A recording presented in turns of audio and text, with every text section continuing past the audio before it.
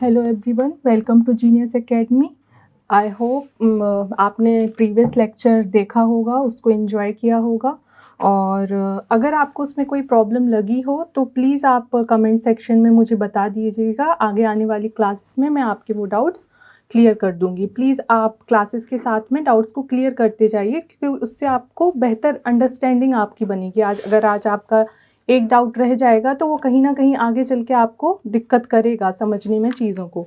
तो फिर हम आगे बढ़ते हैं अपने दूसरे टॉपिक के साथ। मैंने अभी तक आपको आपकी यूनिट का फर्स्ट टॉपिक जो था इंडियन कॉन्स्टिट्यूशन का फॉर्मेशन, उसके बारे में आपको बता दिया था कि कॉन्स्टिट्यूशन क्या होता है, कॉन्स्टिट्यूशन के टाइप क्या होते हैं।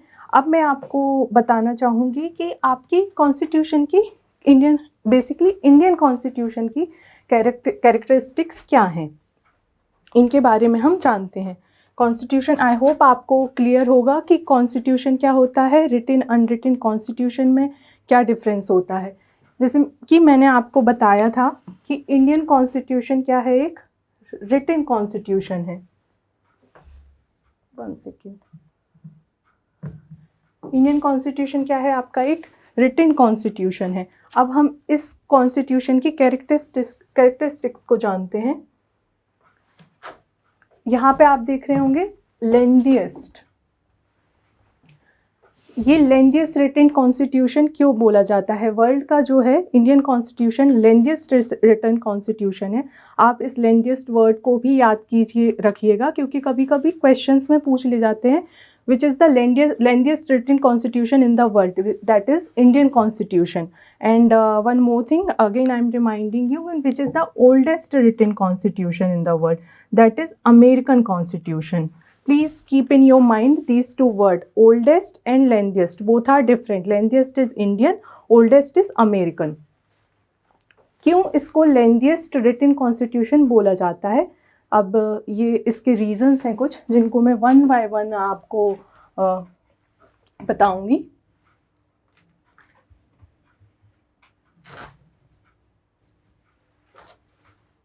पहला रीजन है आपका ज्योग्राफिकल फैक्टर। अब इसमें ज्योग्राफिकल फैक्टर में क्या आएगा? ज्योग्राफिकल फैक्टर बेसिकली आपका कि इंडिया एक बहुत ही डाइवर्स कंट्री है, और डाइवर्सिटी इन द सेंस आपका एरिया वाइज तो बड़ी है ही ये, बट आपकी अदर टाइप की डाइवर्सिटी होती है, जैसे लैंग्वेज बेसिस हो गया, आपका कल्चर बेस्ड हो गया। India has a different cultures also, every region है different language also, okay. And there are some race factors also. these are the basic factor जो आपको इस कॉन्स्टिट्यूशन को बनाने के टाइम पे माइंड में कॉन्स्टिट्यूशन मेकर्स ने रखा था। एक वन ऑफ द रीजन है आपका ज्योग्राफिकल फैक्टर। सेकंड फैक्टर है आपका हिस्टोरिकल फैक्टर। हिस्टोरिकल फैक्टर में बेसिकली क्या आता है कि जैसे आपने हिस्ट्री अगर आपने थोड़ी बहुत पढ़ी होगी तो आपने कुछ एक्ट्स के बारे में पढ़ा होगा। विद टाइम पीरियड के साथ इंडिया में जब ब्रिटिशर्स रूल कर रहे थे तो डिफरेंट एक्ट के साथ उन्होंने हमें क्योंकि वो भी एक गवर्नमेंट को रन कर रहे थे, तो उन्होंने डिफरेंट एक्ट में डिफरेंट प्रोविजंस को रखा जिनके थ्रू हम गवर्न हो रहे थे। तो एक एक्ट वो लेके आए थे, government of India act, GOI हम शॉर्ट फॉर्म में लिख देते हैं, 1935। इस गवर्नमेंट ऑफ इंडिया एक्ट का आपके कॉन्स्टिट्यूशन में सबसे ज़्यादा इम्पोर्टेंस रहा है, क्योंकि इसमें जो स्कीम्स लेके आए थे वो कॉन्स्टिट्यूशन मेकर्स ने अडॉप्ट की थी, बिकॉज हम उन्हीं स्कीम्स के थ्रू इतने सालों से रन हो रहे थे, तो वो लिटिल ईजियर वे था। और थोड़े बहुत जो इंडियन कल्चर को, इंडियन सोसाइटी को जो अमेंडमेंट सूट कर रहे थे, उन्होंने उस अकॉर्डिंग उनको अमेंड करके आपके कॉन्स्टिट्यूशन में लॉ के फॉर्म में रख दिया। फिर अगला आप फैक्टर देखेंगे, that is it is a single constitution. As I told you earlier also that Indian constitution is a single codified document, जिसकी वजह से भी ये एक लेंथिएस्ट कॉन्स्टिट्यूशन होने का इसका वन ऑफ द रीज़न है। डोमिनेंस ऑफ लीगल ल्यूमिनरीज, इसका मतलब क्या हुआ? लीगल ल्यूमिनरीज का मतलब, इसका मतलब कि जब जो कॉन्स्टिट्यूशन मेकिंग बॉडी थी वो मोस्ट ऑफ द आपके लीगल प्रोफेशनल जो थे उनके द्वारा रूल की जा रही थी, मतलब रूल नहीं इन द सेंस कि they were the member of that rule. I will take this verse, that word back, because it would be wrong to say that they were ruling. It is like they were the part of that assembly, and they were the people who were making your constitution. तो legal लिमिटरीज का मतलब हुआ कि वहाँ पे जो legal professionals थे उनकी डोमिनेंस का भी एक वन ऑफ द फैक्टर माना जाता है कि उन्होंने बहुत सारे लीगल फैक्टर्स को इंक्लूड किया कॉन्स्टिट्यूशन में, जिसकी वजह से ये लेंथीएस्ट रिटन कॉन्स्टिट्यूशन है. So these are the four major factors which you have to keep in your mind, and these are the factors which would be helpful when you will write down the mains. These are the broader headings which you can use, and under it you have to describe it why these are the reasons for your lengthiest written constitution. Okay, now we will go to the next characteristic, that is drawn from various sources. मैंने आपको पहले various sources का मतलब है कि हमने constitution में जब अलग अलग कैरेक्टरिस्टिक्स को अपनाया तब हमने उनको सिर्फ ऐसा नहीं था कि कॉन्स्टिट्यूशन मेकर्स ने खुद उनको अपने अकॉर्डिंग बना दिया, उन्होंने डिफरेंट कॉन्स्टिट्यूशंस को भी पढ़ा, वहाँ से जो हमारी कल्चर को या हमारी पॉलिटी को जो व्यवस्थाएं सूट कर रही थी उन्होंने उन चीज़ों को अडॉप्ट करके इंडियन कॉन्स्टिट्यूशन में रखा. तो वेरियस सोर्सेज की वजह से हमारा स्ट्रक्चरल पार्ट है जो कि हमारा गवर्नमेंट ऑफ इंडिया एक्ट 1935 से लिया गया है. स्ट्रक्चर पार्ट का मतलब है कि जैसे आपकी जो गवर्नमेंट है, हम अकेला सेंट्रल गवर्नमेंट से रूल नहीं करते हैं. इतना तो बेसिक नॉलेज हमें भी है कि एक हमारी गवर्नमेंट सेंटर में है, एक गवर्नमेंट हमारी स्टेट में. इस वर्ड को क्या बोलते हैं फिर? Federal, federal form of government. तो ये जो फेडरल स्कीम है ये हमने कहाँ से ली है? ये हमने ली है गवर्नमेंट ऑफ इंडिया एक्ट 1935 से. तो हमारे जो स्ट्रक्चरल पार्ट है और भी स्ट्रक्चरल पार्ट के बेसिस है, जैसे हमने गवर्नमेंट ऑफिस ऑफ गवर्नर को लिया है कि जो आपके गवर्नर्स होते हैं स्टेट में, वो ऑफिस ऑफ गवर्नर कहाँ से आता है? गवर्नमेंट ऑफ इंडिया एक्ट 1930 से मोस्ट इन्फ्लुएंस्ड फैक्टर था ये हमारे कॉन्स्टिट्यूशन में, गवर्नमेंट ऑफ इंडिया एक्ट 1935. और भी इसके कैरेक्टरिस्टिक्स हैं कि जुडिशरी कहाँ से लिया गया, पब्लिक सर्विस आपके कमीशन हैं, जैसे कि आपका state public service commission, MP public service commission है, इसको भी हमने कहाँ से? Not MP, like public service, state public service commission, किसी भी स्टेट का public service commission, not only of MP, वो हमने कहाँ से लिया है इसका provision? Government of India act 1935 से.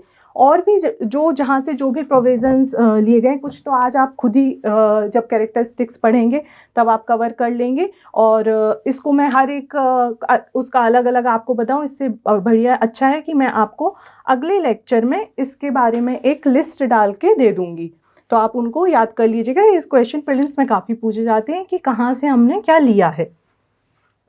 अब आते हैं फिलोसफिकल पार्ट.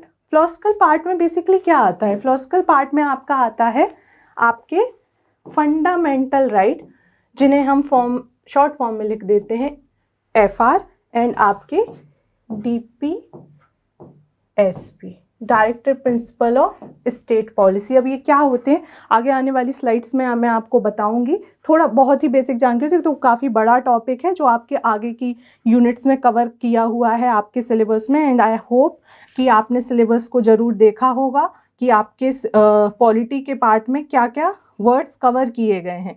प्लीज़ अगर नहीं देखा है तो प्लीज़ जाके देख लीजिएगा, उससे आपको एटलीस्ट इतना समझ में आ जाता है कि मेरे को ये चीज़ें पढ़नी हैं. Okay.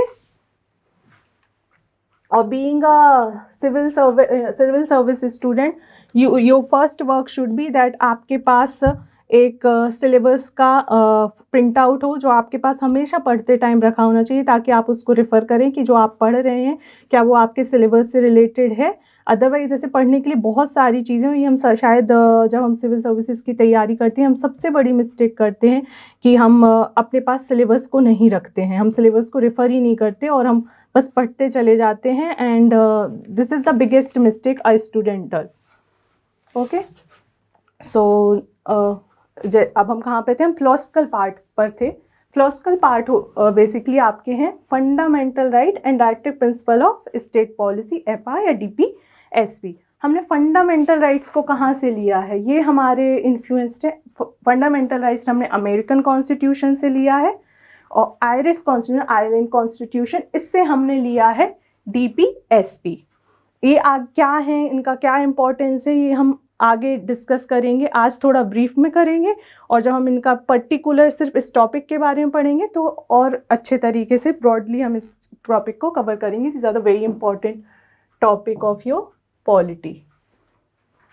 Political part, political part का मतलब है कि आपकी किस टाइप की गवर्नमेंट है। आप प्रेसिडेंशियल गवर्नमेंट है, आप पार्लियामेंट्री फॉर्म ऑफ गवर्नमेंट है। तो इंडियन गवर्नमेंट कौन सी है, पार्लियामेंट्री फॉर्म ऑफ गवर्नमेंट है।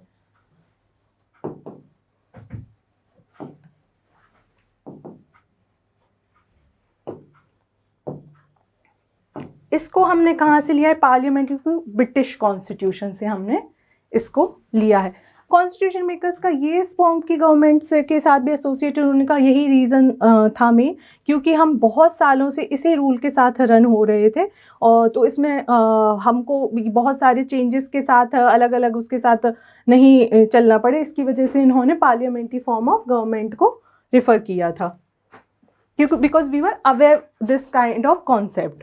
That was the main reason of constitution makers to adopt in a political part a parliamentary form of government. Parliamentary form of government में भी क्या क्या चीज़ें होती हैं, इसको हम जानेंगे। अगला है आपका blend of both rigidity and flexibility. अब रिजिड होने का मतलब क्या होता है, जैसा कि आप, रिजिड क्या होता है, एक इंग्लिश टर्म में अगर हम इसको समझें तो रिजिड होने का मतलब है कि किसी चीज़ को आसानी से ना बदलना।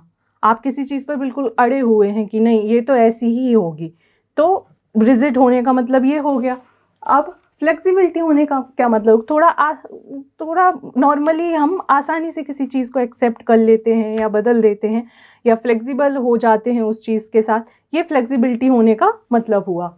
अब इस पॉलिटी में कैसे ये दोनों चीज़ें वर्क करती हैं, हम इस चीज़ को जानेंगे।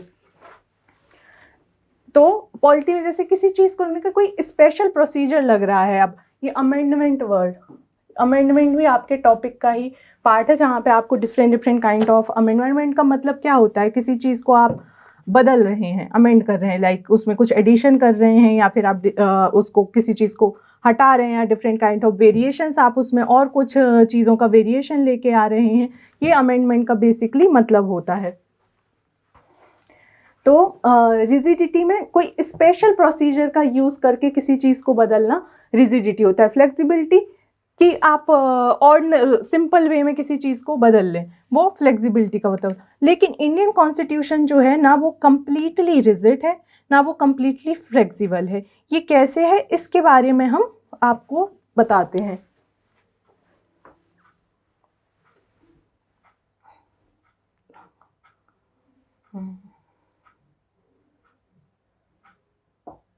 Sorry for detail, I'm taking your time.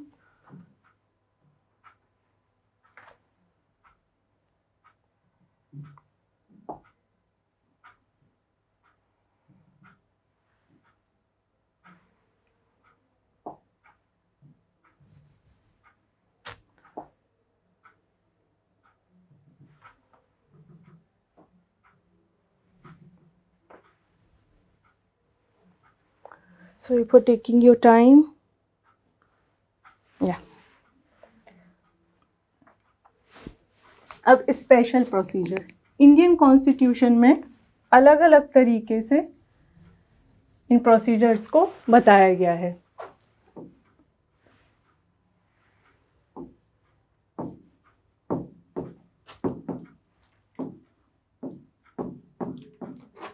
और प्लीज़ ये जो मैं अभी बता रही हूँ, आप इसको थोड़ा सा ध्यान से समझिएगा, क्योंकि जब मैं आपको अमेंडमेंट ऑफ कॉन्स्टिट्यूशन, अमेंडमेंट वाला चैप्टर जब मैं आपको पढ़ाऊंगी कि कॉन्स्टिट्यूशन अमेंडमेंट कैसे होता है, उसमें ये प्रोसीजर्स बहुत काम आएंगे। This is a very important topic which you should understand and you should know very well. तो हम इसके बारे में जानते हैं किस तरीके से ये प्रोसीजर होते हैं। तो आप एक मेजॉरिटी होती है पार्लियामेंट में, किसी भी लॉ को किसी भी अमेंडमेंट को करने के लिए कुछ प्रोसीजर्स होते हैं। वो कैसे होता है उससे आपको समझ में आ जाएगा इंडियन सिस्टम कैसे फ्लेक्सिबल है, कैसे आपका वो रिजिड है, किस किस वे में। तो पहला है मेरा इस सिंपल मेजॉरिटी, ये वर्ड याद रखना, simple majority.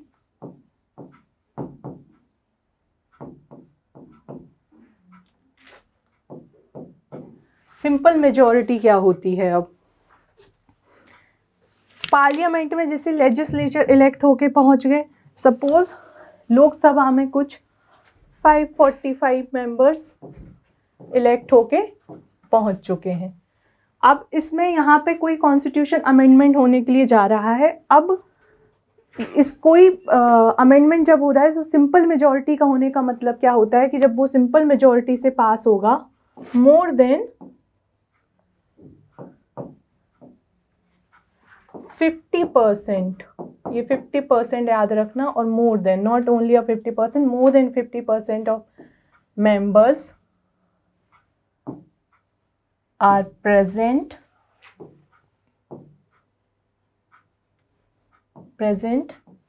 and voting. Present and voting. More than 50% members when are present and voting, that is counted as your simple majority.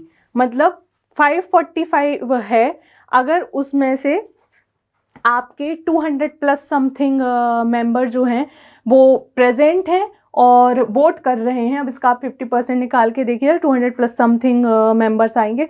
अगर वो more than that are present and voting, तो आपका वो जो भी अमेंडमेंट आप कर रहे होंगे। अब सिंपल मेजॉरिटी से कौन कौन से अमेंडमेंट होते हैं, स्पेशल मेजॉरिटी से कौन कौन से अमेंडमेंट होते हैं। Special majority with the consent of half of the state legislature, उससे कौन कौन से प्रोसीजर अमेंड होते हैं, ये मैं आपको एक लिस्ट, ये सब मैं आपको लिस्ट में डाल के दे दूंगी। लेकिन उसमें किस तरीके से ये वर्क करते हैं simple majority and special majority, ये आप इस कॉन्सेप्ट को समझ लीजिए, ये जानना सबसे ज़्यादा ज़रूरी है। बाकी तो जो जिस प्रोसीजर से होता है उसकी मैं आपको लिस्ट दे दूंगी, आप उसको, and over the time period जब हम अलग अलग चैप्टर्स को रिफ़र करेंगे तब हम उसमें पढ़ते जाएंगे और किस किस टाइप की मेजॉरिटी होती हैं, किस तरीके से चेंजेस होते हैं आपके किसी भी लॉ में। अब हम पढ़ते हैं special majority.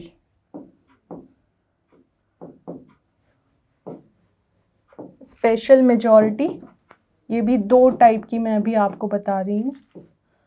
Total membership, total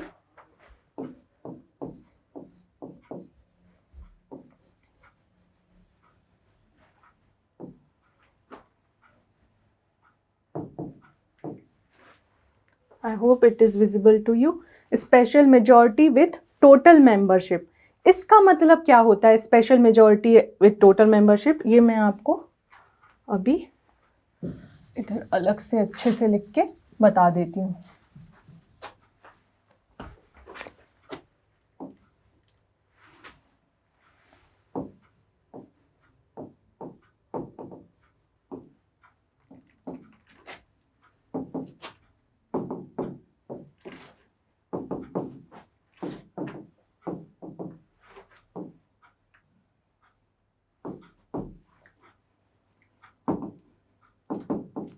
total membership का मतलब हुआ कि 50% जो कोरम है आपका पार्लियामेंट का, कोरम मतलब कि इतने परसेंट लोग तो प्रेजेंट ही होना चाहिए किसी भी लॉ को पास कराने के लिए। तो अब इस स्पेशल प्रोसीजर में जहाँ पे special majority with total membership की बात हो रही है, वहाँ पे आपका जो पार्लियामेंट में जो मेंबर्स होंगे, चाहे आपके लेजिस्लेटिव क्या बोलते हैं आप, चाहे आपके लोकसभा में हो चाहे आपके राज्यसभा में हो, तो रिस्पेक्टिव हाउसेस में आपके 50% से ज़्यादा का कोरम होना चाहिए, कोरम, ठीक है। इसका मतलब यही होता है। और इस 50% का, जहाँ यहाँ पे बात, इस 50% का 2/3 मेंबर प्रेजेंट हो, प्रेजेंट एंड वोटिंग।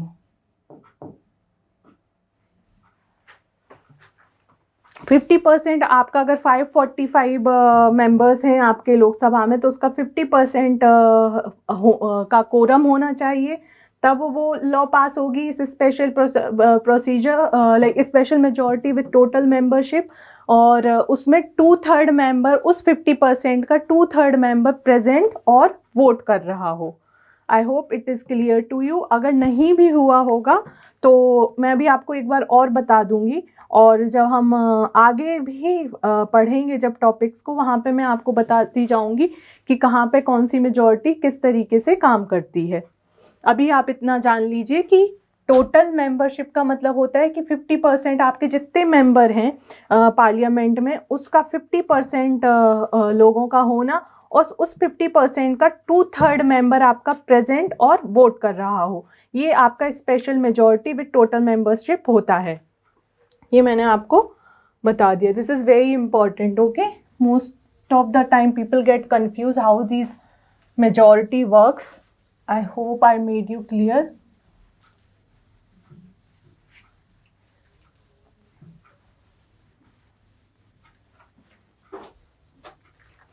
अब एक तीसरी मेजॉरिटी हम पढ़ेंगे, स्पेशल मेजॉरिटी।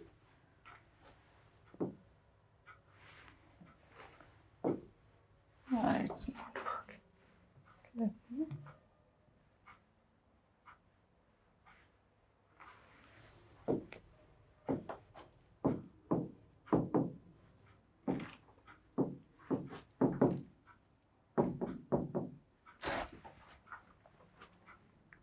Plus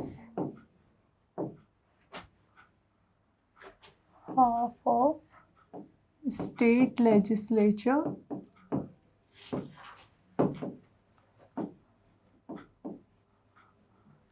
consent।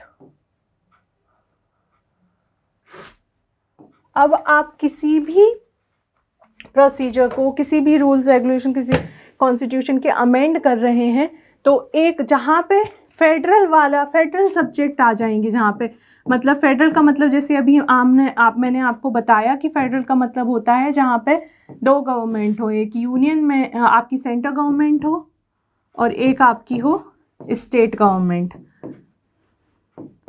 तो इनके जहाँ पे फेडरल का कोई सब्जेक्ट जो बोथ में कॉमन हो, वो जब अमेंड हो रहा हो, तो वहाँ पे आपको स्पेशल मेजॉरिटी चाहिए होती है पार्लियामेंट की, और half of the state legislature का कंसेंट चाहिए होता है। स्पेशल मेजॉरिटी आप पढ़ चुके हैं कि 2/3 of member of your parliament present and voting यहाँ पे, और half of the state legislature consent. Half of the state legislature का कंसेंट लेने का मतलब क्या हुआ, आपकी कितनी स्टेट है, 28 स्टेट है, तो 15 प्लस लेजिस्लेचर लगभग आपको अगर कंसेंट दे दिया उन्होंने, इनका कंसेंट जो होता है वो सिंपल मेजॉरिटी होता है। यहाँ पे आपको स्पेशल मेजॉरिटी नहीं चाहिए होती है, यहाँ पे सिंपल मेजॉरिटी के साथ हो जाता है। सिंपल मेजॉरिटी को मैंने आपको मतलब बता दिया है कि more than 50% of your member of your legislature are present and voting, that is your simple majority. तो कंसेंट जो होता है, half of the state legislature का कंसेंट जो है सिंपल मेजॉरिटी के साथ half of the state legislature अपनी रिस्पेक्टिव लेजिस्लेचर में पास कर देते हैं कि we are agree with this amendment, और अपना कंसेंट दे देते हैं। और यहाँ पे स्पेशल मेजॉरिटी जो है ये पार्लियामेंट की है, किसकी है, पार्लियामेंट की, मतलब लोकसभा और आपकी राज्यसभा की।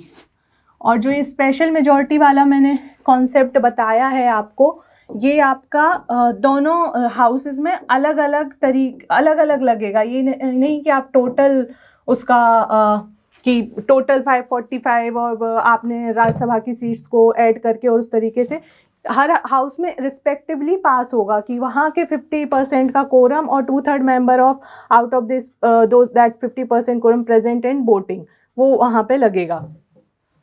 इस तरीके से ये आपकी 3 मेजॉरिटी मैंने आपको बता दी है, simple majority, special majority plus half of the state legislature consent. अभी भी अगर आपको इसमें कोई डाउट रहता है तो प्लीज़ मुझे कमेंट सेक्शन में बता दीजिएगा, मैं आपको अगली क्लास में इसको क्लियर कर दूंगी। पर ये 3 मेजॉरिटी प्लीज़ याद रखिएगा, क्योंकि अभी जब मैं आपको अमेंडमेंट का प्रोसीजर पढ़ाऊंगी तब ये सबसे इम्पॉर्टेंट फैक्टर है उस प्रोसीजर का, ये आपको पता नहीं होगा तो फिर वही यही बेसिक है बेसिकली किसी भी कॉन्स्टिट्यूशन में जब आप कोई अमेंडमेंट करते हैं तो ये 3 प्रोसीजर के थ्रू अमेंडमेंट होता है, तो ये आपको तीनों आना चाहिए, समझ में आना चाहिए कि ये कैसे रन करता है। तो यही मैं आपको बताने की कोशिश कर रही थी। फ्लेक्सिबिलिटी में वही होता है कि एक सिंपल मेजॉरिटी के साथ आपने एक ऑर्डिनरी लेजिस्लेशन को पास कर दिया तो वो फ्लेक्सिबल होने का, रिजिड थोड़ा आपको, रिजिडिटी का मतलब कोई स्पेशल प्रोसीजर आपको तभी आप उसको पास कर पाएंगे, अदरवाइज नहीं कर पाएंगे। तो इंडियन कॉन्स्टिट्यूशन जो है वो बोथ है, रिजिडिटी ब्लेंड है, रिजिडिटी और फ्लेक्सिबिलिटी का। इसका मतलब ये हुआ फेडरल सिस्टम विद यूनिटरी बायस। जैसे मैंने आपको बताया कि हमारे कंट्री में फेडरल स्कीम के थ्रू हम रन करते हैं, सेंटर में एक गवर्नमेंट, स्टेट में कुछ और फेडरल सब्जेक्ट हैं जो कि आपके शेयर होते हैं बिटवीन सेंटर और स्टेट में। तो फेडरल सिस्टम विद यूनिटरी बायस होने का मतलब कुछ ऐसे फीचर्स हैं जो सिर्फ उनको सेंट्रल गवर्नमेंट ही उनमें अपडेट कर सकती है, या फिर उसमें जो मेन रोल होता है वो सेंट्रल गवर्नमेंट का होता है, वो वहाँ पे सेंट्रल गवर्नमेंट पावर में आ जाती है and central government runs everything. अब उसके क्या क्या और उसमें है क्या क्या फीचर्स हैं, ये तो अभी मैंने आपको 2-3 फीचर्स एग्जांपल्स में डाल दिए हैं, मैं आपको एक लिस्ट बना के दे दूंगी या फिर किसी एक लेक्चर में मैं आपको थोड़ा, काफ़ी कुछ हम भी कर चुके हैं कि जैसे कि रिजिडिटी, हम ये वर्ड कवर कर चुके हैं जो कि आपका फेडरल फीचर ऑफ फेडरेशन है रिजिडिटी। फ्लेक्सिबिलिटी जैसे ये आपका फीचर ऑफ यूनियन है, हम काफ़ी इसमें से कवर कर, जस्ट कि मेरे को एक लिस्ट डाउन करके डालना पड़ेगा, वर्ड्स का मतलब मैं आपको समझा चुकी हूँ। Feature of federation, two government मतलब डुअल गवर्नमेंट, वही मैंने आपको बताया कि एक आपकी सेंटर में गवर्नमेंट होगी, एक स्टेट में आपकी गवर्नमेंट होगी। इंडिपेंडेंस ऑफ जुडिशरी, ये बहुत इंपॉर्टेंट वर्ड है। इंडिपेंडेंस ऑफ जुडिशरी का क्या मतलब होता है? कॉन्स्टिट्यूशन जो है वो हमारा सुप्रीम लॉ है, उसके बियॉन्ड कुछ नहीं होता। अगर आप उसको वायलेट करोगे या फिर जो हमारे लॉ मेकर्स हैं अगर उसके किसी प्रोविज़न को वायलेट करेंगे तो उसको चेक कैसे, उसको उस चीज़ को चेक करने के लिए कौन सी सिस्टम होगा? तो उसके लिए हमारे पास जुडिशरी है, जहाँ पे उसको एक इंडिपेंडेंट जुडिशरी का अपना प्रोसीजर होता है, जहाँ वो इंडिपेंडेंटली वर्क करती है, कोई उसके राइट्स को कर्व नहीं कर सकता है और एक चेक एंड बैलेंस बना के रखती है। तो बेसिकली हमारी की जो गवर्नेंस है वो कॉन्स्टिट्यूशन के प्रोविज़न के थ्रू फॉलो अप कर रही है या नहीं कर रही है, जुडिशरी ये चेक एंड बैलेंस करके रखती है। दूसरा, अगर क्योंकि हम 2 टाइप की गवर्नमेंट के साथ रूल कर रहे हैं, तो जुडिशरी हमारे सेंटर और स्टेट के बीच में अगर कोई इशू आ रहा है तो उसको भी रिजॉल्व करती है। तो ये इंडिपेंडेंस ऑफ जुडिशरी के 2 इम्पॉर्टेंट फैक्टर ड्रिवन होते हैं अगर हमारे पास जुडिशरी को एक इंडिपेंडेंस दे के रखी गई हो। ओके, ये रिजिडिटी ऑफ कॉन्स्टिट्यूशन में आपको बता चुकी हूँ। अब फीचर ऑफ और भी फैक्टर्स हैं फेडरेशन के, जैसे मैंने अभी बताए हैं आपको। फीचर्स ऑफ यूनियन, यूनियन में क्या क्या फीचर आएंगे आपके? सिंगल सिटीजनशिप, आपने कभी सुना है कि आपको मध्य प्रदेश की सिटीजनशिप है? आपका डोमिसाइल हो सकता है, आप निवासी हो सकते हैं किसी भी जगह की, लेकिन आपकी जो सिटीजनशिप है वो आपकी इंडियन सिटीजनशिप है। आप कहीं पे भी जाएंगे तो क्या we are the citizen of India, do we say that we are the citizen of Madhya Pradesh? We don't say that, we say that we are the citizen because we have the right of single citizenship। और single citizenship का मतलब ये भी होता है कि आप country में कहीं भी जाएंगे आपको वो सारे अधिकार होंगे, आपको डिस्क्रिमिनेट नहीं किया जाएगा कि आप किसी बेसिस पे आपको डिस्क्रिमिनेट कर दिया जाए। दो कुछ फैक्टर्स होते हैं, कुछ एरियाज़ होते हैं जहाँ पे लिमिटेशन होता है आपके राइट्स का, मूवमेंट का। वो हम जब फंडामेंटल राइट्स पढ़ेंगे वहाँ पे मैं आपको इस बात को ज़रूर क्लियर करूँगी। अभी आप माइंड में रखिए कि सिंगल सिटीजनशिप, आपके पास सभी नागरिकों के पास समान अधिकार होते हैं, आपके देश में किसी को भी डिस्क्रिमिनेट नहीं किया जा सकता है। सिंगल कॉन्स्टिट्यूशन, एक ही कॉन्स्टिट्यूशन है, हमारी स्टेट का कोई अलग कॉन्स्टिट्यूशन नहीं है। क्या मध्य प्रदेश का कोई अपना कॉन्स्टिट्यूशन है? We have only one constitution, that is Indian constitution. तो we have single constitution. Flexibility मैंने आपको बता दिया है, फ्लेक्सिबिलिटी का मतलब क्या होता है। ओके मतलब फ्लेक्सिबिलिटी बेसिकली, अगर आप कॉन्स्टिट्यूशन में किसी चीज़ को अमेंड कर रहे हो तो हर बार आपको स्टेट का कंसेंट लेने की ज़रूरत नहीं है। आप पार्लियामेंट एक नॉर्मल लेजिस्लेचर की तरह नॉर्मल ऑर्डिनरी लॉज जो होती हैं जैसे पास होती हैं वो उनको वैसे नॉर्मली पास कर देता है। पार्लियामेंट्री फॉर्म ऑफ गवर्नमेंट, मैंने ये कहाँ से लिया गया है पार्लियामेंट्री फॉर्म ऑफ गवर्नमेंट? मैं आपको प्रीवियस स्लाइड में ही आपको इसके बारे में ब्रिटिश कॉन्स्टिट्यूशन से हमने लिया है पार्लियामेंट्री फॉर्म ऑफ गवर्नमेंट। ये कैसे वर्क करती है? Cooperation and coordination of between legislature and executive के बीच में, इन दोनों के बीच में आपस में एक कोऑपरेशन और कोऑर्डिनेशन होना चाहिए कि लेजिस्लेचर ने लॉ बना दिया है तो जो एग्जीक्यूटिव हैं वो उसको इम्प्लीमेंट करने के लिए रिस्पॉन्सिबिलिटी देते हैं, एक रिस्पॉन्सिबल तरीके से उसको इम्प्लीमेंट करने के लिए एक्शंस लेते हैं। ये इस तरीके से इनके बीच में आपस में कोऑपरेशन एंड कोऑर्डिनेशन बनाना चाहिए। और एक आप पार्लियामेंट्री फॉर्म का एक रूल याद कर लीजिए, यहीं पे इससे ड्रिवन भी हो जाता है ये, एग्जीक्यूटिव आर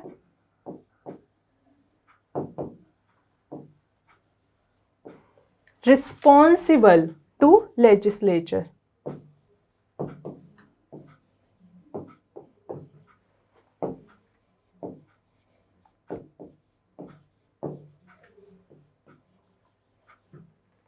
ये रिस्पॉन्सिबल वर्ड प्लीज याद रखिए, ये आपसे कभी कभी प्रीलिम्स में भी पूछ लिया जाता है और आपको जब आंसर राइटिंग लिखेंगे तो ये कुछ वर्ड्स होते हैं, की वर्ड्स होते हैं जो पॉलिटी में मिस नहीं होना चाहिए, अदरवाइज आपके सिंपल आंसर लिखने से आपको मार्क्स नहीं मिलेंगे। मार्क्स आपको ऐसे कीवर्ड्स यूज़ करने से ही मिलते हैं।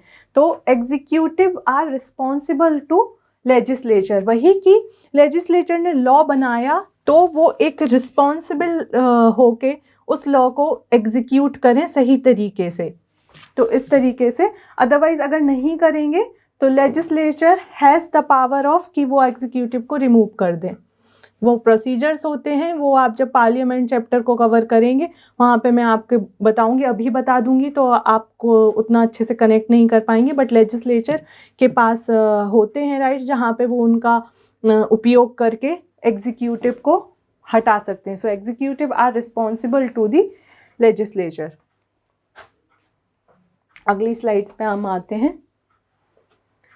अगला वर्ड है synthesis of parliamentary sovereignty and judicial supremacy. इसका मतलब क्या हुआ? पार्लियामेंट सॉवरेन है और जुडिशरी की सुपरमेसी भी है। पार्लियामेंट सॉवरेनिटी का मतलब है पार्लियामेंट के पास पावर है कि वो किसी भी प्रोसीजर को अमेंड कर दे। ये पार्लियामेंट्री उसको कोई आके टोकेगा नहीं क्योंकि वो आपने कर दिया।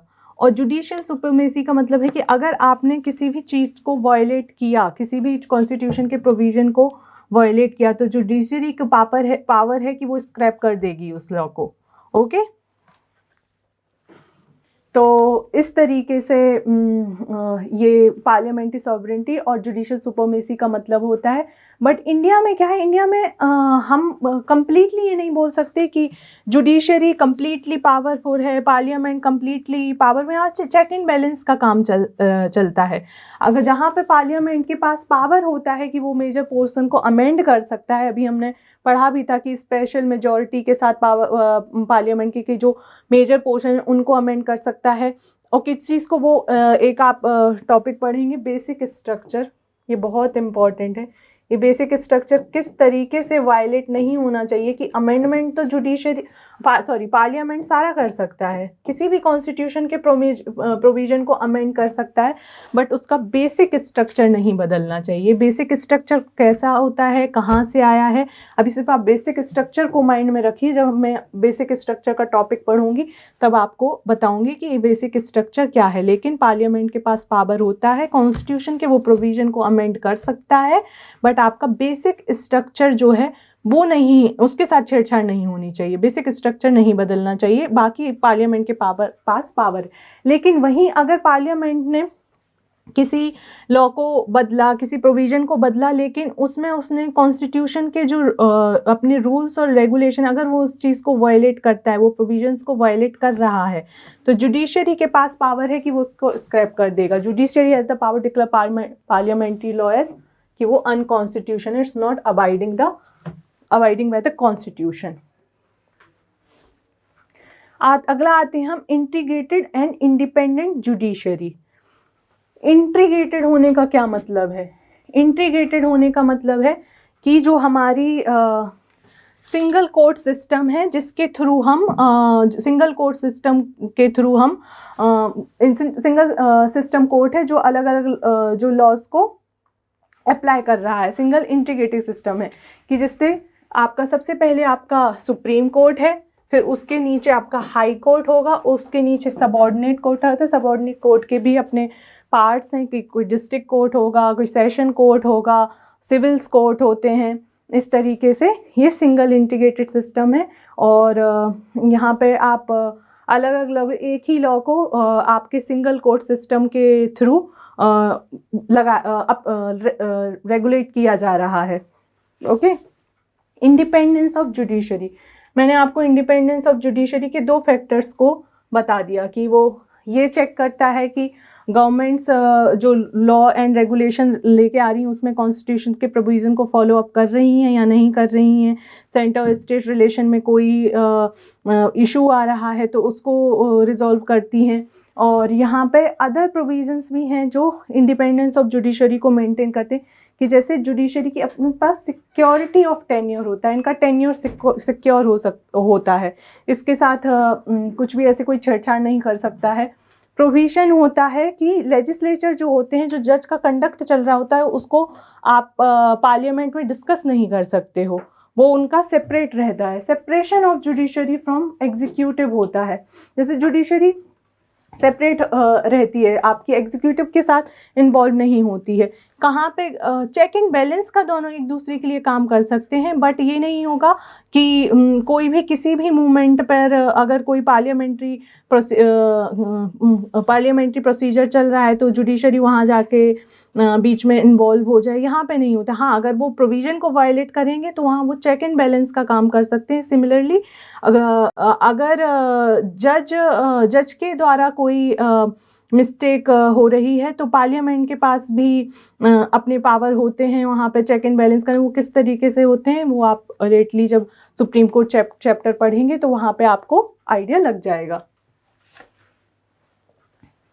अगला हम पढ़ते हैं, जैसे उनके पास बैन होता है ऑन प्रैक्टिस आफ्टर रिटायरमेंट, आप रिटायरमेंट के बाद प्रैक्टिस नहीं कर सकते हो। ये आपकी इंडिपेंडेंस ऑफ जुडिशरी को मेंटेन करती हैं ये सारी चीज़ें। एक और चीज़ में आपने इतना सब कुछ देख लिया है, जैसे कि आपने प्रीवियस स्लाइड में पढ़ा था, यहाँ पे रिजिडिटी, फ्लेक्सिबिलिटी, फेडरल सिस्टम और यूनिटरी वाइज के यहाँ पे पढ़ा था। जो विथ यूनिटरी वाइज जो हम हैं, यहाँ पे एक वर्ड और आप अच्छे से समझ सकते हैं, वो है क्वासी फेडरल। मैंने बताया ना, we are not completely federal and we are not completely unitary also. कैसे? क्वासी फेडरल होने का मतलब हुआ यही कि federal system with unitary bias है। ये क्वासी फेडरल किसने कहा था? केसी वेयर ने ये वर्ड दिया था क्वासी की। इंडियन सिस्टम जो है वो क्वासी फेडरल है, ना तो वो कंप्लीट तरीके से फेडरल है, ना ही वो कंप्लीट तरीके से यूनिटरी है। ये वर्ड जो दिया था क्वासी फेडरल, ये याद रखना, ये केसी वेयर ने दिया था। ये सर बहुत इंपॉर्टेंट है, ये प्रीलिम्स में क्वेश्चन पूछ लिया जाता है। Who has set the quasi federal to Indian system. Okay, I hope मैं आपको यहाँ तक क्लियर हूँ। I will take only 1 second break.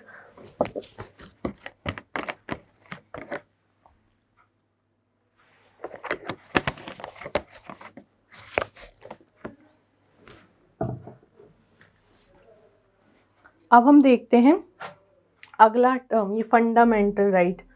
थोड़ा आप अपनी मेमोरी से याद कीजिए कि फंडामेंटल राइट हमने कहाँ से लिया है। मैंने आपको अभी जस्ट एक स्लाइड के पहले बताया कि फंडामेंटल राइट को हमने किस कॉन्स्टिट्यूशन से लिया है। तो फंडामेंटल राइट हमने लिया है किससे, एक बार मैं फिर से आपको बता देती हूँ। जो नए बच्चे हैं जो अभी अभी जस्ट सर्विसेज की तैयारी में एंटर हुए हैं, उनके लिए तो ये जानना बहुत ज़्यादा ज़रूरी है। अमेरिकन कॉन्स्टिट्यूशन से हमने लिया है फंडामेंटल राइट।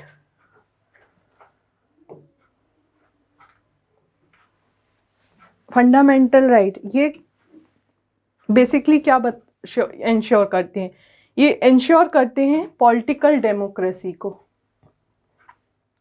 पॉलिटिकल डेमोक्रेसी का मतलब क्या हुआ? पॉलिटिकल डेमोक्रेसी का मतलब है कि किसी भी अथॉरिटेटिव या डिस्पोटिक रूल को प्रिवेंट करना, ये उसका काम करते हैं। अथॉरिटेटिव अपने मन की कोई भी लॉ ला दी, किसी भी राइट को हटा दिया, किसी भी राइट को लेके आ गए। तो फंडामेंटल राइट इंश्योर करते हैं कि पॉलिटिकल डेमोक्रेसी बने रहे। इस आइडिया को कैसे ये रिप्रेजेंट करते हैं? बाय कि ये एनफोर्सेबल बाय कोर्ट होता है। अगर किसी लेजिस्लेचर ने आपके किसी राइट को वायलेट कर दिया, लेजिस्लेचर, यहाँ पे आप एक स्टेट वर्ड भी, स्टेट वर्ड मैंने आपको बताया था कि स्टेट का मतलब क्या होता है। जैसे कि आपका हम सेंटर में आपके लेजिस्लेचर हो गए, आपकी लेजिस्लेटिव असेंबलीज हो गई स्टेट में, स्टेट वर्ड के अंदर स्टेट आपके किसी भी राइट को वायलेट करता है इन एनी वे, तो आपके पास राइट है कि आप कोर्ट में जा सकते हैं उसके वायलेशन के लिए। और ये किस तरीके से होता है? आर्टिकल, 2 आर्टिकल आप याद रखिए। अंडर आर्टिकल को मैं ए से डिनोट कर रही हूँ, आर्टिकल 32, आर्टिकल 226। इसकी एनफोर्सेबिलिटी इंश्योर करने के लिए आप दोनों जगह जा सकते हैं। आर्टिकल 226 की तरह आप डायरेक्ट, वैसे तो आप under article 32 you have the power to, ये not power, you have the right to go to the Supreme Court directly. अगर आपका कोई भी फंडामेंटल राइट वायलेट होता है तो आपके पास अधिकार है ये कि, क्योंकि supreme court is the guarantor of your constitution, तो वो आपको आपकी इंश्योर करता है कि आपका कोई भी राइट वायलेट ना हो। अंडर आर्टिकल 32 कुछ रिट वर्ड आप याद रखिए, रिट इशूज होती हैं। ये रिट क्या होती हैं? जब हम फंडामेंटल राइट का चैप्टर डिटेल में पढ़ेंगे, वहाँ मैं आपको एक एक करके रिट पढ़ाऊंगी कि किस चीज़ के लिए कौन सी रिट का यूज़ किया जाता है under article 32 and under article 26। तो आर्टिकल 32 आप डायरेक्टली भी जा सकते हो, अगर हाई कोर्ट भी इशू करता है रिट, आप हाई कोर्ट के पास भी जा सकते हैं अगर आपका कोई भी फंडामेंटल राइट वायलेट होता है। ओके, अगला हम enforceable by court for their violation, मैंने आपको बता दिया। पॉलिटिकल डेमोक्रेसी को ये इंश्योर करते हैं। यही सेम चीज़ मैंने आई, limitation on the time executive and arbitrary laws of legislature की, लेजिस्लेचर ने आपका, एग्जीक्यूटिव ने किसी भी आपके लॉ को वायलेट किया तो आप सीधा डायरेक्टली कोर्ट जा सकते हैं अपने एनफोर्सेबिलिटी के लिए, अपने राइट के लिए under article 32 and under article 226। वहाँ 226 हाई कोर्ट जा सकते हैं, अंडर आर्टिकल 32 के थ्रू आप सुप्रीम कोर्ट जा सकते हैं। Directive principle of state policy, ये क्या करते हैं? आपके सोशल एंड इकोनॉमिक डेमोक्रेसी को इंश्योर करते हैं, आपके इस आइडिया को करते हैं। Social and economic democracy basically क्या होती है? इकोनॉमिक डेमोक्रेसी का मतलब हुआ क्या, आपको आपके काम करने के लिए इक्वल पे मिल रही है, चाहे वो आपका किसी सोशल में अगर हम इसको देखेंगे तो आपको जेंडर के बेसिस पे कहीं आपके साथ या क्लास के बेसिस पे आपके साथ या उसके साथ डिस्क्रिमिनेशन तो नहीं किया जा रहा है। ये डायरेक्टिव प्रिंसिपल इस चीज़ को इंश्योर करते हैं। और भी चीज़ें हैं सोशल इकोनॉमिक डेमोक्रेसी में जो आती हैं, जैसे कि क्या एक वुमन को मैटरनिटी लीव दी जा रही है when she is working and when she is working and she is pregnant too, क्या उसको मैटरनिटी रिलीफ दिया जा रहा है? तो इस टाइप के फैक्टर्स यहाँ पे आते हैं। क्या एक चाइल्ड को एजुकेशन या जो उसकी केयर होती है एक चाइल्ड की, वो इंश्योर की जा रही है स्टेट की द्वारा? ये आपके directive principle of state policy ensure करते हैं। नॉन जस्टिसेबल का मतलब क्या होता है, ये वर्ड आपको समझना है। नॉन जस्टिसेबल का मतलब है कि आप इनकी एनफोर्सेबिलिटी के लिए कोर्ट नहीं जा सकते। ओके,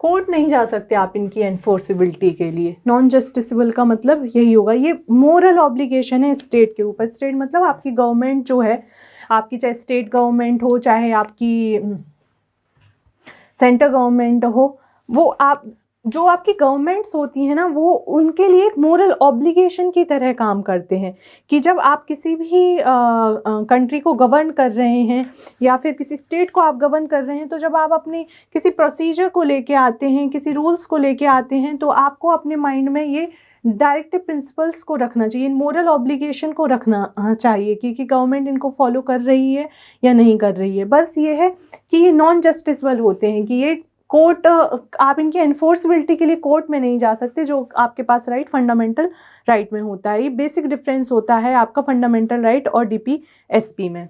इसको हम शॉर्ट फॉर्म में डीपीएसपी भी बोलते हैं। DPSP, directive principle of state policy. ये कहाँ से लिए गए हैं? आयरिश कॉन्स्टिट्यूशन से लिए गए हैं। प्लीज़ ये बात याद रखिएगा कि कहाँ से लिए गए हैं? आयरिश कॉन्स्टिट्यूशन से लिए गए हैं। नॉन जस्टिसेबल होते हैं, सोशल इकोनॉमिक डेमोक्रेसी को आपकी इंश्योर करते हैं। जब आप डीपीएसपी का चैप्टर डिटेल में पढ़ेंगे तब मैं आपको ये और किन किन चीज़ों के कौन कौन से और प्रिंसिपल्स होते हैं, किस बारे में बताते हैं, मैं आपको टाइम टू टाइम बताती जाऊंगी।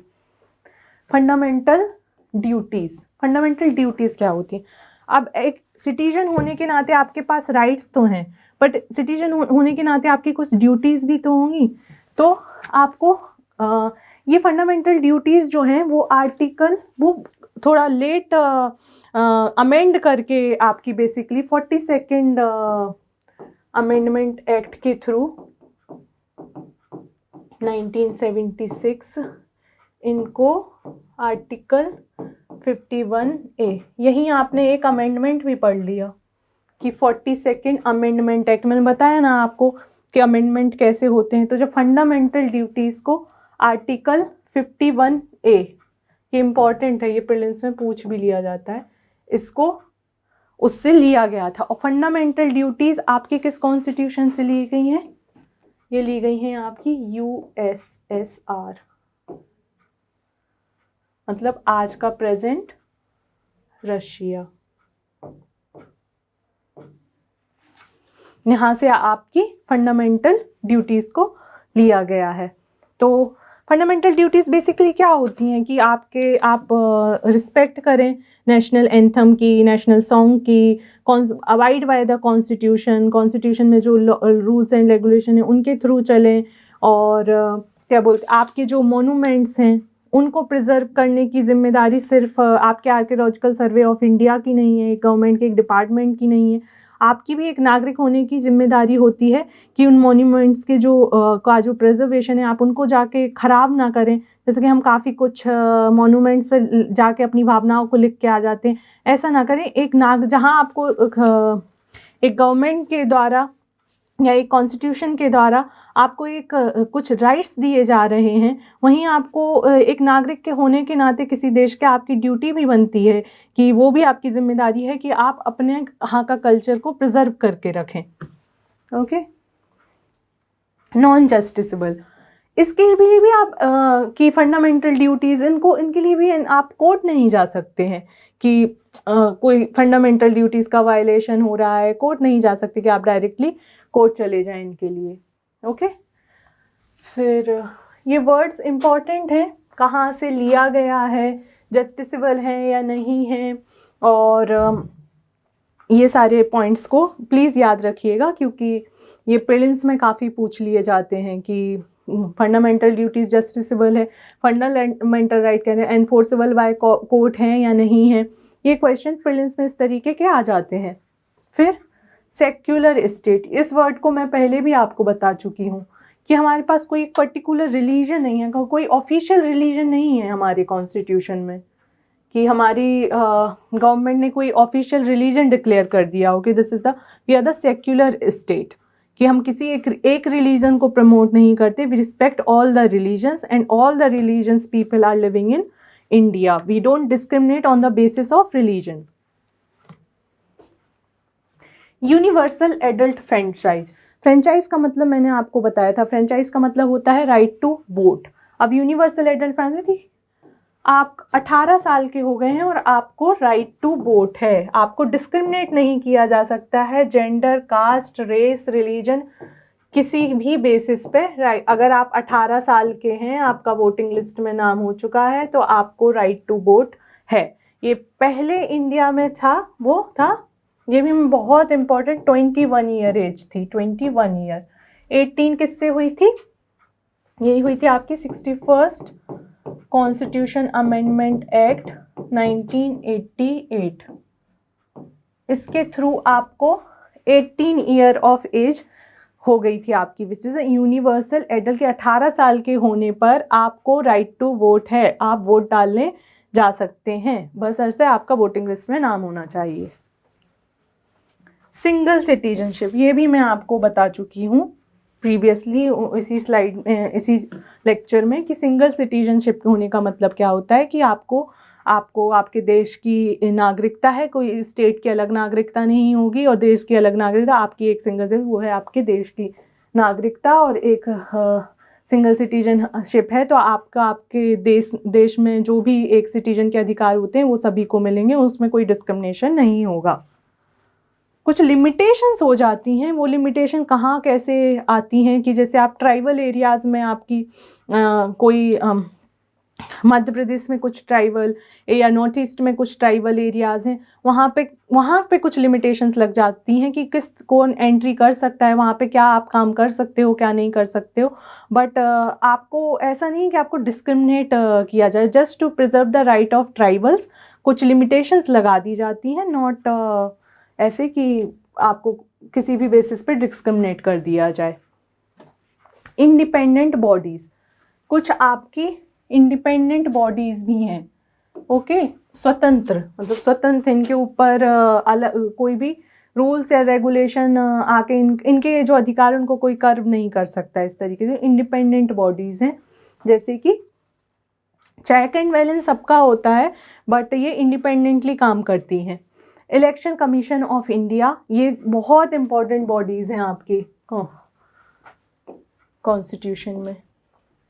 इलेक्शन कमीशन ऑफ इंडिया, मैं जस्ट आपको एक बताने के लिए अभी बता रही हूँ, फिर तो हम इन सब के बारे में जो टॉपिक्स मैं भी आपको थोड़ा थोड़ा करके बता रही हूँ, एक एक चैप्टर है ये पॉलिटी में, इन सब के बारे में अभी बस थोड़ा। इलेक्शन कमीशन ऑफ इंडिया, जो हमारे इंडिया में इलेक्शन होते हैं लोकसभा के, लेजिस्लेटिव असेंबलीज़ के, प्रेसिडेंट के, वाइस प्रेसिडेंट के, वो कौन कंडक्ट कराता है? Election commission of India conduct कराता है। अंडर आर्टिकल 324 हमें इलेक्शन कमीशन ऑफ इंडिया के बारे में जानकारी मिलती है। और प्लीज़ आज जाके चेक कीजिएगा who was the first election chief election commissioner and who was the first woman chief election commissioner. ये MPPSC के बहुत पसंदीदा क्वेश्चंस हैं, पूछे जाते हैं ये, इनके बारे में जरूर। Who is the present election commissioner, ये मैं आपको बता देती हूँ, दैट इज़, और आई होप आपको पता भी हो। ये तो अब छोटी छोटी सी चीज़ें हैं, अगर आप सिविल सर्विसेज के लिए प्रिपेयर कर रहे हैं तो आपको न्यूज़ में इन नाम को नोटिस करते रहना चाहिए कि अभी प्रेजेंट इलेक्शन कमिश्नर कौन है, वुमेन कमिश्नर कौन है, प्रेजेंट CIC कौन है, प्रेजेंट चीफ जस्टिस कौन है, इन सब चीज़ों के बारे में आपको जानकारी होना चाहिए। तो प्रेजेंट अभी हमारे इलेक्शन कमिश्नर जो हैं वो हैं Rajiv Kumar, okay. Union public service commission and state public service commission. थोड़ा याद कीजिए कि पब्लिक सर्विस कमीशन हमने कहाँ से लिया है। गवर्नमेंट ऑफ इंडिया एक्ट 1935 मैंने आपको मेंशन किया था कि यहाँ से हमने पब्लिक सर्विस कमीशन लिया है। तो यूनियन पब्लिक सर्विस कमीशन होता है जो सेंटर की आपकी जो ऑल इंडिया सर्विसेज होती हैं उनके एग्ज़ाम को कंडक्ट कराता है, और भी सेंट्रल सर्विसेज होती हैं उसके अलावा।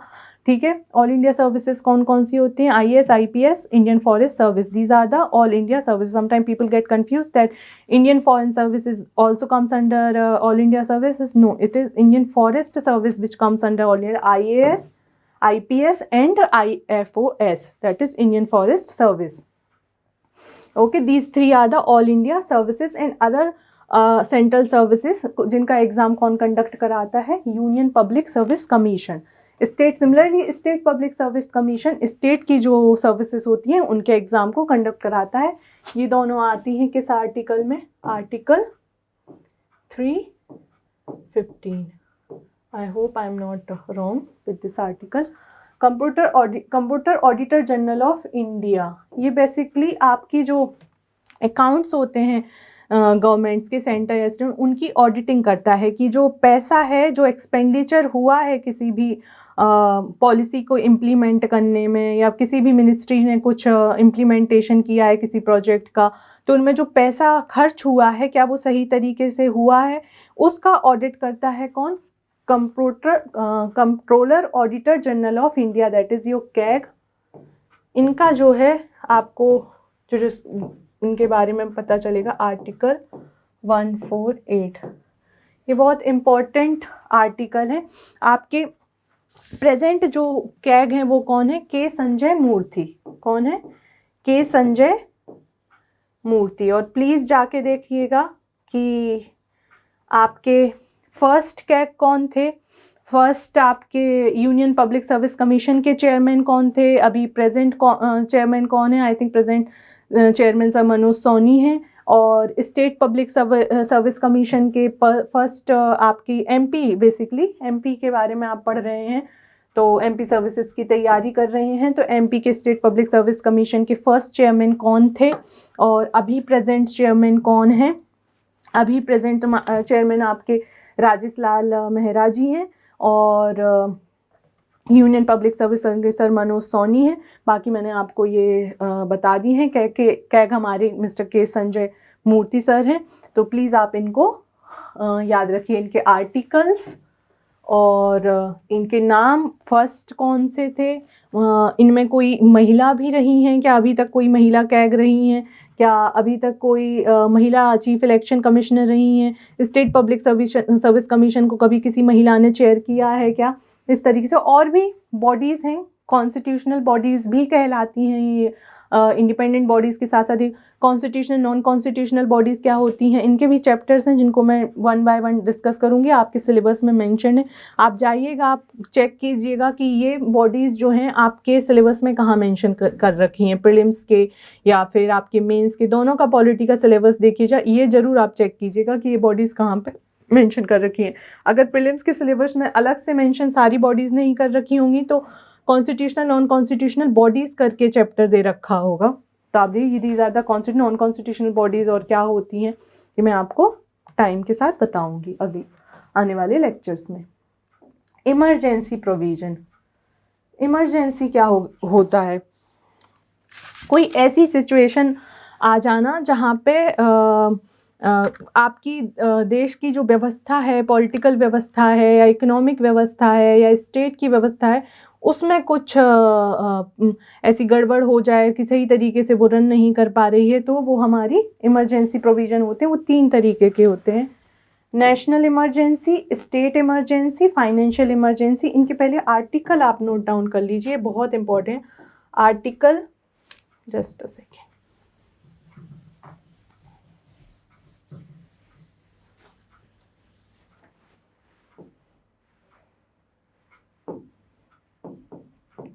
Article 352, article 356 and article 360।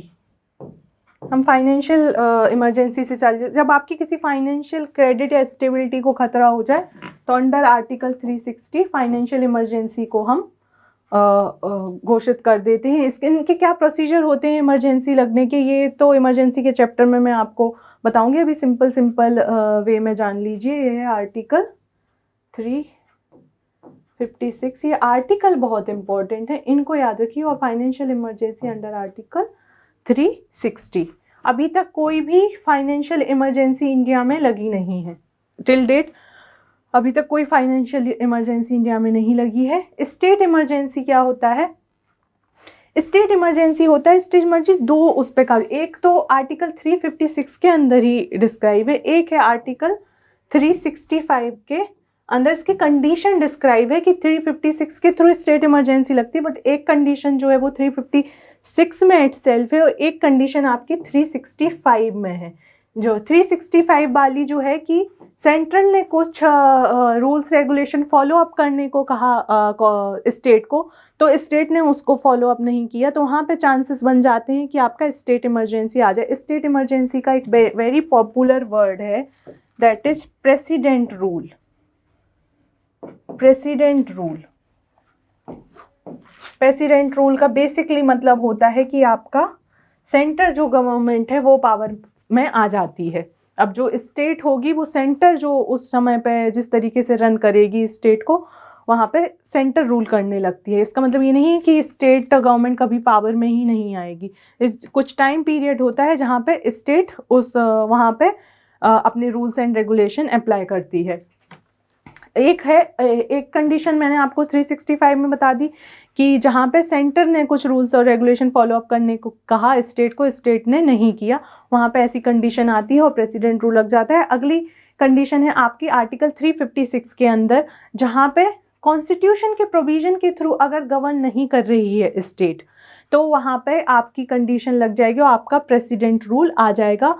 तो आपके दो तरीके से प्रेसिडेंट रूल लगते हैं, एक जो 356 के अंदर ही डिस्क्राइब है, कॉन्स्टिट्यूशन को अगर प्रोविजन है उनको फॉलो अप नहीं कर रही है स्टेट। एक है आपका सेंटर ने कुछ rules and regulation follow up करने के लिए कहा, उस सेंटर के उन रूल्स और रेगुलेशन के अकॉर्डिंग स्टेट वर्क नहीं कर रही है, तो वहाँ पे प्रेसिडेंट रूल लग जाता है। ठीक है, तो ये दोनों आर्टिकल्स, आर्टिकल 356 स्टेट इमरजेंसी, 356 में कॉन्स्टिट्यूशन वाला प्रोविजन जो वो 356 में डिस्क्राइब है, और 365 एक ही आपको डिजिट इधर से इधर करनी है। 365 में सेंटर के जो rules and regulation follow up नहीं कर रही है स्टेट, वहाँ पे प्रेसिडेंट रूल लग जाता है।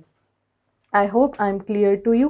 हाँ, स्टेट इमरजेंसी का एक और जो आपकी हर स्टेट में अलग अलग लगती है, मैं आपको एमपी की बता देती हूँ। एमपी में अभी तक 3 बार प्रेसिडेंट रूल लगा है। ये आपके प्रीलिम्स के पर्सपेक्टिव से काफ़ी इम्पोर्टेंट पॉइंट है। एमपी में जो है प्रेसिडेंट रूल जो है, एमपी में प्रेसिडेंट रूल 3 बार लगा है।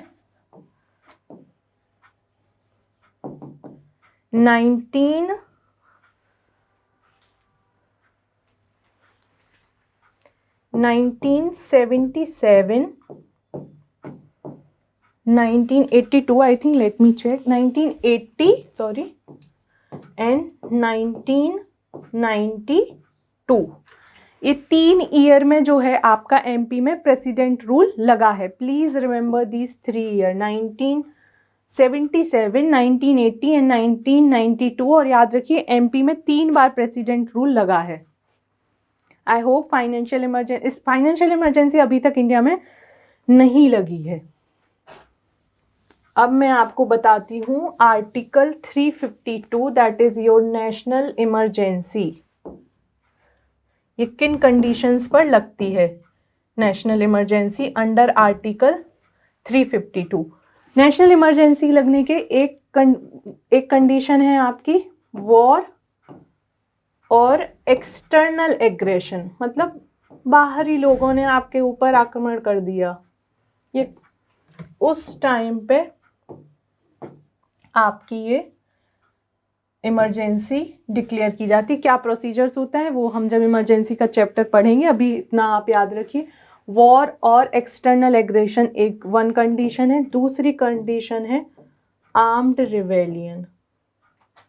आर्म्ड रिबेलियन का मतलब है आपका आपके खुद के देश के लोगों ने गवर्नमेंट के खिलाफ वायलेंटली गवर्नमेंट को हटाने की कोशिश की, वो आर्म्ड रिबेलियन होता है। पहले इस वर्ड को बोलते थे इंटरनल डिस्टर्बेंस, खुद के घर के अंदर ही कोई डिस्टर्बेंस हो गया, दैट इज।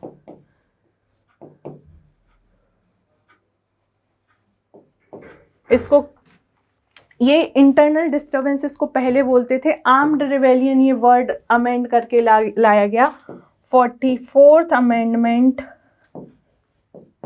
एक्ट 1978। इस 44th अमेंडमेंट एक्ट 1978 ने आपका आर्म इंटरनल डिस्टर्बेंस वर्ड को रिप्लेस्ड करके आर्म्ड रिबेलियन लाया था। और आई होप अब आपको थोड़ा थोड़ा कॉन्स्टिट्यूशनल अमेंडमेंट क्या होता है ये वर्ड अब आपको क्लियर हो रहा होगा। इसलिए मैं आपको इतना स्लोली पढ़ा रही हूँ ताकि आपको छोटे छोटे जो वर्ड्स हैं वो क्लियर होते जाएं। जब आप उसको ब्रॉडर टर्म में उस टॉपिक को पढ़ेंगे तो आपको जल्दी समझ में आएंगी चीज़ें, थोड़ा क्लैरिटी रहेगी, आप कंफ्यूज नहीं होंगे कि अब ये क्या होता है, अब ये क्या होता है। आपको ये छोटे छोटे वर्ड्स पता होंगे। Okay, I hope.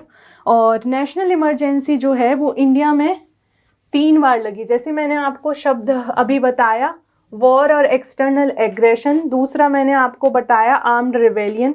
तो आपकी 1962 ना, एक बार मेरे को चेक करनी है, हाँ 1962 इंडिया चाइना वॉर। चाइना और इंडिया को मैंने आई और सी से लगा दिया, इंडिया चाइना वॉर। तो ये एक्सटर्नल एग्रेशन हो गया, चाइना ने इंडिया के ऊपर हमला किया और ऐसी सिचुएशन बनी तो इंडिया चाइना वॉर के टाइम पे एक प्रोविजन मैंने डिक्लेयर कर दिया। एक आपकी लगी थी 1971 के टाइम पे इंडिया पाकिस्तान वॉर। तो हो गया आपका एक्सटर्नल एग्रेशन। वन कंडीशन यहाँ पे, इस कंडीशन के थ्रू आपकी नेशनल इमरजेंसी आई थी।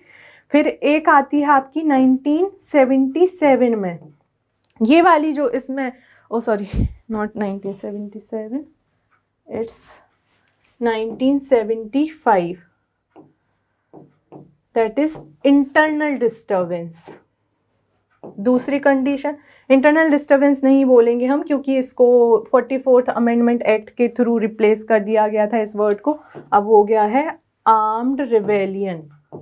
आर्म्ड रिबेलियन उस टाइम पे इंटरनल डिस्टर्बेंस ही था क्योंकि 44th अमेंडमेंट एक्ट जब ये इमरजेंसी लगी थी उसके बाद ही आया था और इंटरनल डिस्टर्बेंस को आर्म्ड रिबेलियन वर्ड के थ्रू रिप्लेस किया गया था, आर्म्ड रिबेलियन।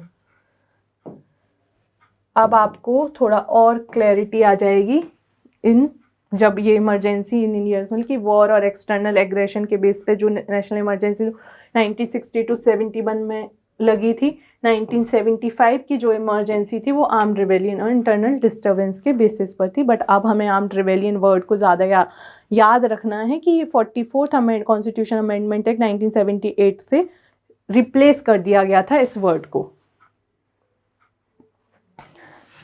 3 टायर आपकी गवर्नमेंट होती है, ये मैं आपको 3 टायर, ये लोकल लेवल पर जो थी, जो अभी ये 73rd और 74th कॉन्स्टिट्यूशन अमेंडमेंट के साथ हमारी पंचायत और म्यूनसिपैलिटीज़ इनको ऐड कर दिया गया था लोकल लेवल डेमोक्रेसी देने के लिए। बाकी सेंट्रल लेवल और स्टेट लेवल में आपको बता चुकी, we follow the federal system.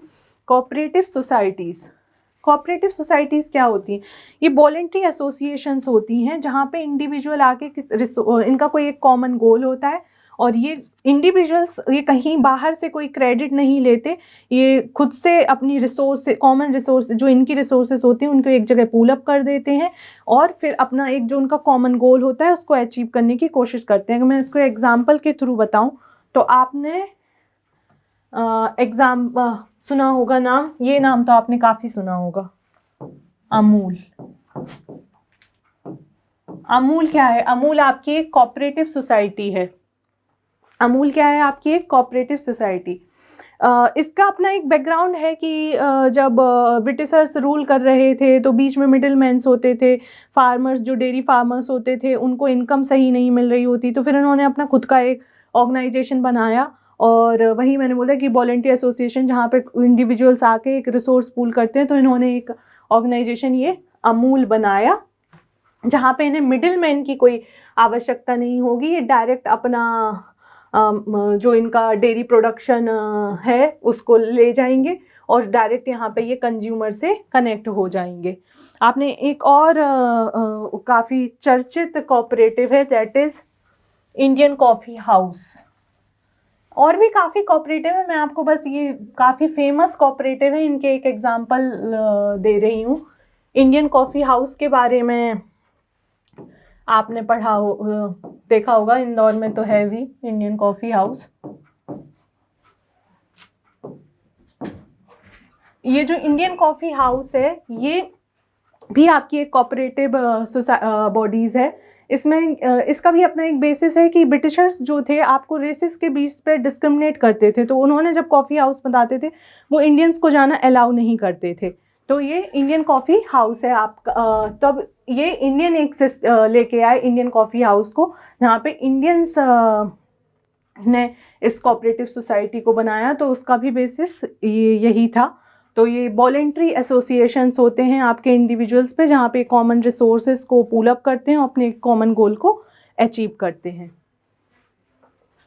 I hope I am clear with you with these topics and these are the features of your characteristics of constitution. अब हम अगला देते हैं, अमेंडमेंट ऑफ कॉन्स्टिट्यूशन कैसे हुआ था।